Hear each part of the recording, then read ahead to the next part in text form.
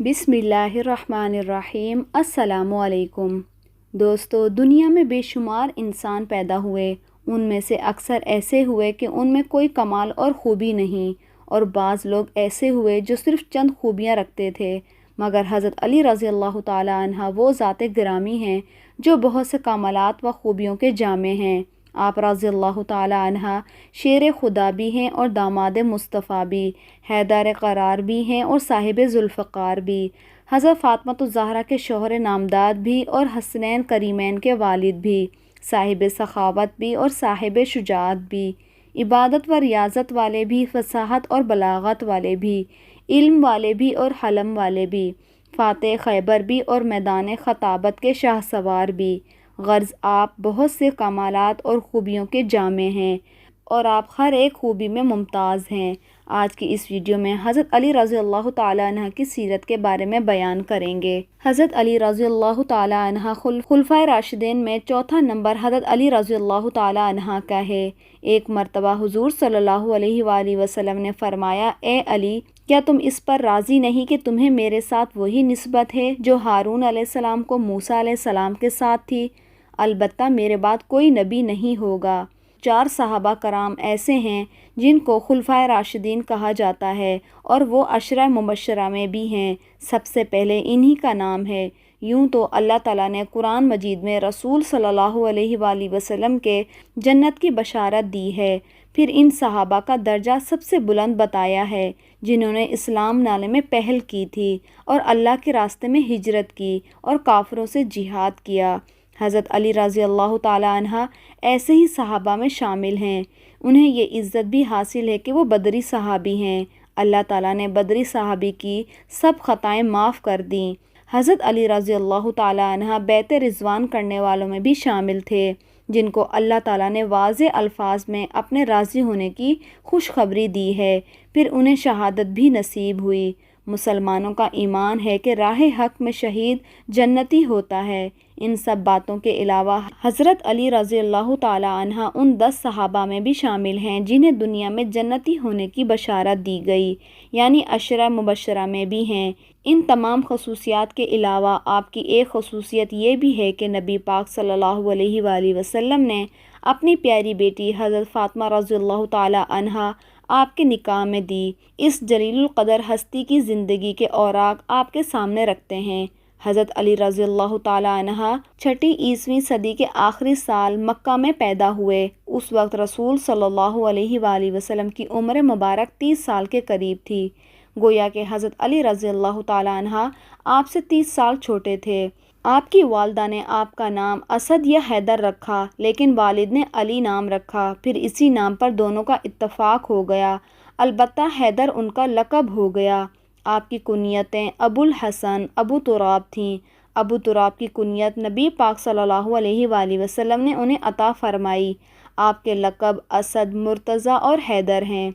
हज़रत अली रज़ी अल्लाह ताला अन्हा रसूल सल्लल्लाहु अलैहि वसल्लम के सगे चचा अबू तालिब के बेटे थे। उनका ख़ानदान वही था जो आपका था। ये कबीला कुरैश का सबसे इज़्ज़त वाला घराना था। ये घराना बनु हाशिम कहलाता था।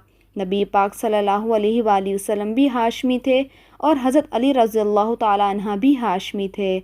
सैयदना अली के वालिद का नाम अब्द मुनाफ था, लेकिन वो अपनी कुनियत अबू तालिब से मशहूर थे। रसूल सल्लल्लाहु अलैहि वसल्लम के वालिद जनाब अब्दुल्ला उनके सगे भाई थे। उनका नसब इस तरह है: अबू तालिब बिन अब्दुल मुत्तलिब बिन हाशिम बिन अब्द मुनाफ। अबू तालिब मक्का के बुज़ुर्ग और सरदार थे। रसूल सल्लल्लाहु अलैहि वसल्लम पर अपनी जान छिड़कते थे।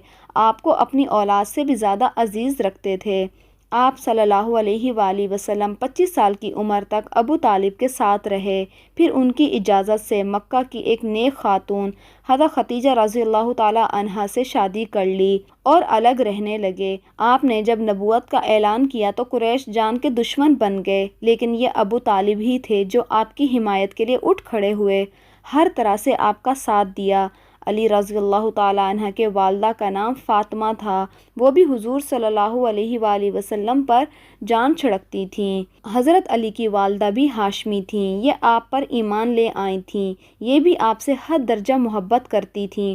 انہوں نے ہجرت بھی کی اور ہجرت کے 4 یا 5 سال کے بعد وفات پائی۔ حضرت علی رضی اللہ تعالیٰ عنہ کوئی 5 برس کے تھے کہ ملک میں قحط پڑ گیا۔ ابو طالب پر ایک بڑے کنبے کا بوجھ تھا، اس لیے آپ صلی اللہ علیہ وآلہ وسلم نے اس بوجھ کو کم کرنے کے لیے علی رضی اللہ تعالیٰ عنہ کو ان سے مانگ لیا۔ اس وقت حضرت علی رضی اللہ تعالیٰ عنہ آپ کے ساتھ رہنے لگے۔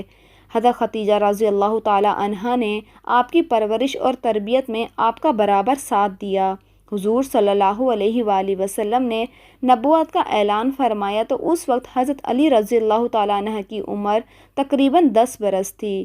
رسول صلی اللہ علیہ وآلہ وسلم کی دعوت پر انہوں نے فوراً اسلام قبول کر لیا۔ اس طرح بچوں میں سب سے پہلے انہیں ہی اسلام کی دولت نصیب ہوئی۔ اب وہ بھی آپ کے ساتھ نماز پڑھنے لگے۔ ایک دن ان کے والد ابو طالب نے انہیں آپ کے ساتھ نماز پڑھتے دیکھا کہ بیٹا یہ دین کیا ہے جس پر تم چل رہے ہو؟ انہوں نے فوراً جواب دیا، ابا جان میں اللہ اور اس کے رسول پر ایمان لے آیا ہوں اور ان کی تصدیق کر چکا ہوں، اور یہ میں نے ان کے ساتھ نماز پڑھی ہے۔ اس پر ابو طالب نے کہا کہ محمد تمہیں بھلائی کے سوا کسی چیز کی طرف نہیں بلائیں گے، تم ان کے ساتھ لگے رہو۔ حضرت علی رضی اللہ تعالیٰ عنہ بچپن ہی سے نیک تھے، بتوں سے نفرت کرتے تھے۔ رسول صلی اللہ علیہ وآلہ وسلم کی تربیت نے انہیں علم کا سمندر بنا دیا تھا۔ لڑکپن میں ہی لکھنا پڑھنا سیکھ لیا تھا۔ اس زمانے میں یہ بہت بڑی خوبی کی بات تھی۔ اسی زمانے میں انہوں نے ہتھیار چلانے اور دشمن سے لڑنے کا ڈھنگ بھی سیکھ لیا۔ جوان ہونے تک انہوں نے سپاہ گیری کے اصول اور قاعدے پوری طریقے سے سیکھ لیے تھے۔ کشتی میں تو کوئی ان سے جیت نہیں سکتا تھا۔ والد کے وفات کے بعد صرف 3 برس مکہ میں رہے۔ پھر حضور صلی اللہ علیہ وآلہ وسلم نے جب ہجرت کی تو حضرت علی رضی اللہ تعالیٰ عنہ کو اپنے بستر پر سلایا اور لوگوں کی جو امانتیں آپ کے پاس تھیں وہ سب آپ نے حضرت علی کے حوالے کیں۔ یہ امانتیں ان کے مالکوں کو سونپ کر مدینے آ جانا۔ کافروں نے اس وقت آپ کے گھر کا گھیراؤ کر رکھا تھا۔ آپ صلی اللہ علیہ وآلہ وسلم رات کے وقت گھر سے نکلے تو اللہ تعالیٰ نے کافروں کی آنکھوں پر پردے ڈال دیے اور وہ آپ کو نہ دیکھ سکے۔ صبح انہیں معلوم ہوا کہ رسول صلی اللہ علیہ وآلہ وسلم مکان چھوڑ کر جا چکے ہیں تو وہ بہت زیادہ غضبناک ہوئے۔ انہوں نے علی رضی اللہ تعالیٰ عنہ کو پکڑ لیا، آنکھیں نکال کر بولنے لگے کہ بتاؤ تمہارا صاحب کہاں ہے؟ اس پر حضرت علی نے جواب دیا کہ مجھے کچھ معلوم نہیں کہ وہ کہاں ہیں۔ ڈانٹ ٹپٹ کر کے حضرت علی کو اپنے ساتھ لے گئے اور ایک جگہ پہ قید کر دیا، لیکن جب ان سے کچھ معلوم نہ ہو سکا تو پھر چھوڑ دیا۔ اب انہوں نے لوگوں کی امانتیں لوٹائیں، پھر مکہ سے ہجرت کر کے آپ صلی اللہ علیہ وآلہ وسلم کی خدمت میں حاضر ہوئے۔ اس وقت آپ قبا میں تشریف فرما تھے۔ علی رضی اللہ تعالیٰ عنہ نے مکے سے قبا تک کا سفر پیدل طے کیا تھا۔ یہ 350 میل کا سفر تھا۔ تو وہاں پہنچنے پر حضرت علی رضی اللہ تعالیٰ عنہ کے پاؤں میں چھالے پڑ چکے تھے۔ پھر آپ رضی اللہ تعالیٰ عنہ نبی پاک صلی اللہ علیہ وآلہ وسلم کے ساتھ مدینے میں ہی رہے۔ ہجرت کے بعد حضرت علی رضی اللہ تعالیٰ عنہ نے 35 برس یا کچھ زیادہ مدت تک مدینے میں گزاری۔ یہ ان کی مدنی زندگی کہلائی۔ ہجرت سے کچھ عرصہ بعد نبی پاک صلی اللہ علیہ وآلہ وسلم نے مسجد نبوی کی تعمیر فرمائی۔ اس تعمیر میں رسول صلی اللہ علیہ وآلہ وسلم اور دوسرے صحابہ نے بھی حصہ لیا۔ وہ اینٹیں اور گارا بناتے جاتے اور یہ اشعار پڑھتے جاتے جن کا مطلب یہ ہے کہ جو مسجد تعمیر کرتا ہے کھڑے ہو کر یا بیٹھ کر، اور جو گرد و غبار اور مٹی سے بچنے کے لیے اس سے جی چراتا ہے، وہ دونوں برابر نہیں ہو سکتے۔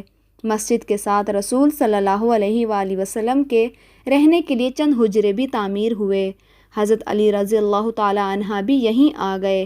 ہجرت کے بعد آپ نے بھائی چارہ کرایا تو علی کو اپنا بھائی بنایا۔ ہجرت کے دوسرے سال آپ نے اپنی پیاری بیٹی حضرت فاطمہ رضی اللہ تعالیٰ عنہ کی شادی علی سے کرا دی۔ اس وقت حضرت علی رضی اللہ تعالیٰ عنہ کے پاس ایک زرہ اور گھوڑے کے سوا کچھ نہیں تھا۔ انہوں نے یہ زرہ حضرت عثمان کے ہاتھ 480 درہم میں فروخت کر دی۔ حضرت عثمان رضی اللہ تعالیٰ عنہ نے یہ رقم انہیں دے دی اور زرہ بھی یہ کہہ کر لوٹا دی کہ یہ میری طرف سے آپ کو شادی کا تحفہ ہے۔ اس رقم سے انہوں نے شادی کا سامان خریدا اور گھر کی ضروریات کے لیے بھی رقم بچائی۔ حضور صلی اللہ علیہ وآلہ وسلم نے صحابہ کو جمع فرمایا، ان کے سامنے نکاح پڑھایا۔ رخصتی چند ماہ کے بعد ہوئی۔ زرہ کی قیمت میں سے جو رقم بچی تھی اسے حضرت علی رضی اللہ تعالیٰ عنہ نے ولیمے کی دعوت کا انتظام کیا۔ اس دعوت میں کھجوریں، جو کی روٹی اور خاص قسم کا شوربہ تھا۔ حضور صلی اللہ علیہ وآلہ وسلم نے رخصتی کے وقت اپنی بیٹی کو یہ چیزیں دی تھیں: ایک چارپائی، ایک بستر، چمڑے کا ایک تکیہ جس میں کھجور کی چھال بھری ہوئی تھی، پانی کا ایک مشکیزہ، مٹی کے 2 گھڑے، اناج پیسنے کے لیے ایک چکی، مٹی کا ایک پیالہ اور 2 چادریں۔ حضرت فاطمہ رضی اللہ تعالی عنہا جب اپنے خاوند کے ساتھ ان کے گھر چلی گئیں تو حضور صلی اللہ علیہ وآلہ وسلم وہاں تشریف لائے۔ پہلے دروازے پہ کھڑے ہو کر اجازت مانگی، پھر اندر داخل ہوئے۔ ایک برتن میں پانی منگوایا، دونوں ہاتھ اس پانی میں ڈالے اور ہاتھوں سے پانی ان دونوں کے اوپر چھڑکا اور پھر فرمایا: اے فاطمہ، میں نے تمہاری شادی اپنے خاندان کے بہترین شخص سے کی ہے۔ اسی سال رمضان 2 ہجری میں بدر کی لڑائی پیش آئی۔ شادی کے بعد حضرت علی رضی اللہ تعالیٰ عنہ حضرت فاطمہ کا بہت خیال رکھتے تھے، وہ بھی ان کی بہت عزت کرتی تھیں۔ دونوں نے گھر کے کام آپس میں بانٹ لیے تھے۔ ایک روز آپ صلی اللہ علیہ وآلہ وسلم ان کے گھر تشریف لائے تو حضرت علی رضی اللہ تعالیٰ عنہ گھر میں موجود نہیں تھے۔ حضرت فاطمہ سے پوچھا تو انہوں نے فرمایا: میرا ان سے کوئی جھگڑا ہو گیا ہے، اس لیے غصے سے گھر سے باہر چلے گئے ہیں۔ آپ نے ان کے بارے میں پتہ کروایا تو وہ مسجد میں سو رہے تھے۔ آپ مسجد میں تشریف لے گئے تو وہ واقعی وہاں سو رہے تھے۔ چادر پہلو سے سرکی ہوئی تھی، مٹی ان کے جسم سے لگی ہوئی تھی۔ آپ مٹی پونچھنے لگے اور فرمانے لگے: اے ابو تراب اٹھو، ابو تراب اٹھو۔ اس روز سے آپ کا لقب ابو تراب مشہور ہو گیا۔ تراب مٹی کو کہتے ہیں، یعنی مٹی والا۔ کوئی انہیں ابو تراب کہتا تو وہ بہت خوش ہوتے۔ انہیں دنیا کے سامان اور مال و دولت سے بالکل پیار نہیں تھا۔ ان کی زندگی فقیرانہ تھی، محنت مزدوری کر کے روزی کماتے تھے، روکھی سوکھی کھا کر گزارا کرتے تھے۔ لڑائی کے میدان میں جایا کرتے تو فرمایا کرتے تھے کہ لڑائی کے میدان میں مجھے پرواہ نہیں ہوتی کہ موت میری طرف آ رہی ہے یا میں موت کی طرف بڑھ رہا ہوں۔ اسی دلیری کی وجہ سے آپ رضی اللہ تعالی عنہ اسد اللہ کے لقب سے مشہور ہوئے۔ بدر کی لڑائی میں حضرت علی بھی شریک ہوئے اور ان کے ہاتھ میں ایک جھنڈا تھا۔ دونوں لشکر آمنے سامنے ہوئے تو کافروں کے لشکر سے عتبہ، شیبہ اور ولید میدان میں نکلے۔ مسلمانوں کو مقابلے کے لیے للکارا گیا تو مسلمانوں کی طرف سے بھی 3 انصاری جوان معاذ عبداللہ بن رواح رضی اللہ تعالیٰ عنہ میدان میں آ گئے، لیکن ان تینوں کو دیکھ کر کافروں نے ان سے لڑنا اپنی شان کے خلاف سمجھا۔ عتبہ نے پکار کر کہا: اے محمد، یہ لوگ ہمارے جوڑ کے نہیں ہیں، ہماری قوم کے لوگوں کو ہمارے مقابلے میں بھیجو۔ اس پر رسول صلی اللہ علیہ وآلہ وسلم نے حضرت علی رضی اللہ تعالیٰ عنہ، حمزہ رضی اللہ تعالیٰ عنہ اور عبیدہ بن حارث کو حکم دیا کہ آگے بڑھ کر ان کا مقابلہ کریں۔ تینوں بہادر فوراً آگے بڑھے اور ان کا سامنا ولید سے ہوا، حضرت حمزہ کا عتبہ سے اور حضرت عبیدہ کا شیبہ سے ہوا۔ ولید اور عتبہ دونوں سیدنا علی اور سیدنا حمزہ کے ہاتھوں مارے گئے، لیکن عبیدہ شیبہ کے ہاتھ زخمی ہوئے۔ علی رضی اللہ تعالیٰ عنہ نے شیبہ پر جھپٹ کر ایک وار کیا اور اس کا کام تمام کر دیا۔ زخمی عبیدہ کو میدان سے اٹھا لائے۔ اس کے بعد عام لڑائی شروع ہوئی۔ حضرت علی رضی اللہ تعالیٰ عنہ اس قدر پرجوش انداز میں لڑے، جس طرف نکل گئے کافروں کی صفیں کاٹ کر رکھ دیں۔ دوسرے مسلمان بھی بہت بہادری سے لڑے اور کافروں کو شکست ہوئی۔ ان کے بڑے بڑے سردار اس لڑائی میں مارے گئے، یہاں تک کہ ابو جہل بھی جہنم رسید ہوا۔ اگلے سال احد کی لڑائی ہوئی۔ اس لڑائی کی بھی ابتدا میں کافروں کی طرف سے طلحہ بن ابی طلحہ میدان میں نکلا اور پکارا: کوئی ہے جو میرے مقابلے میں آئے؟ یہ سن کر حضرت علی اس کی طرف دوڑے اور مقابلے میں آئے اور ایک ہی بار میں اسے ڈھیر کر دیا۔ حضرت علی رضی اللہ تعالیٰ عنہ کے واقعات نئی آنے والی ویڈیو میں بیان کریں گے انشاءاللہ۔